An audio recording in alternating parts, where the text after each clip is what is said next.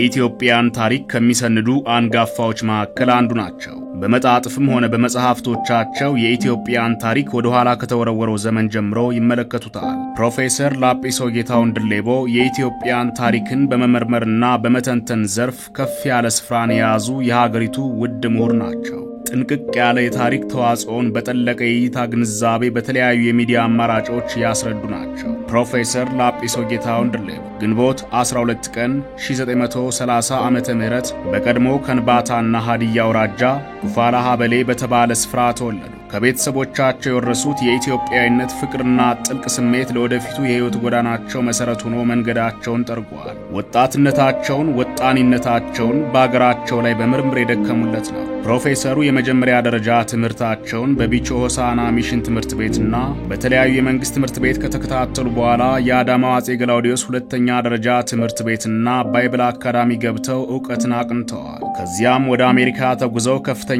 ትምህርታቸውን በኮሚኒቲ ኮሌጅ በህብረተሰብ ታሪክ የመጀመሪያ ዲግሪያቸውን አግኝተዋል። በእውቀት ብቃታቸውና በታሪክ ቅንዓታቸው ከ500 ተማሪዎች መካከል አንደኛ በመሆን ከፍተኛ አድናቆትና በርካታ የትምህርት ዕድሎችን አግኝተው ነበር። ትምህርታቸውን በመቀጠል ከታዋቂው ሃዋርድ ዩኒቨርሲቲ በአፍሪካ ታሪክ ጥናት የማስትሬት ዲግሪ እንዲሁም በኢትዮጵያ በአፍሪካና በአውሮፓ ታሪክ በፍልስፍና የዶክትሬት ዲግሪያቸውን አጠናቀዋል።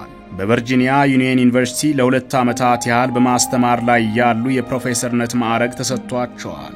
የታሪክ ጸሐፊነታቸውንና ተመራማሪነታቸውን ጎዳና የመረጡበት ዋነኛ ምክንያት ለኢትዮጵያ ያላቸው ጥልቅ ፍቅር ሲሆን በተለይም የኢትዮጵያን አንድነት እንደ ጣዖት እየቀረጹ ይነግሩለት ይሰብኩለት እንደነበር የታሪካቸው ሀቲት ምስክር ነው። የዶክትሬት ዲግሪያቸውን እንዳጠናቀቁ የፕሮፌሰርነት ማዕረግ ተሰጥቷቸው በኢትዮጵያ አብዮቱ ሲፈነዳ የታሪኩ አካል መሆን አለብኝ በሚል የጎመራ ስሜት ወደ እናት ሀገራቸው ለመመለስ ቆርጠው ተነሱ።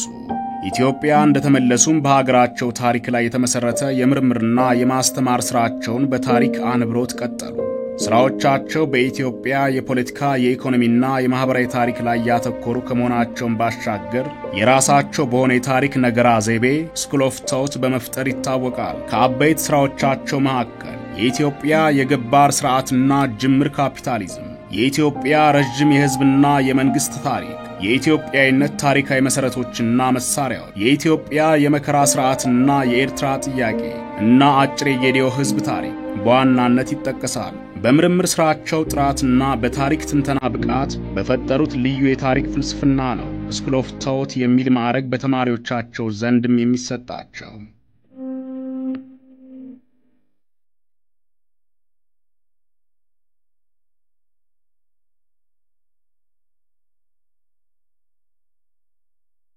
አማካሪ ሆነው በዘለቁበት የታሪክ ምርምር ግልጽ ታማኝና ሰው አክባሪነታቸው ይወሳል። ትናንት በጥቅምት ማብቂያ በህዳር ዋዜማ አርፈዋል። ስራዎቻቸው ከሚወዱት ታሪክ ጋር ዝክረ ታሪክ ሆኖ የሚነሳ ይሆናል።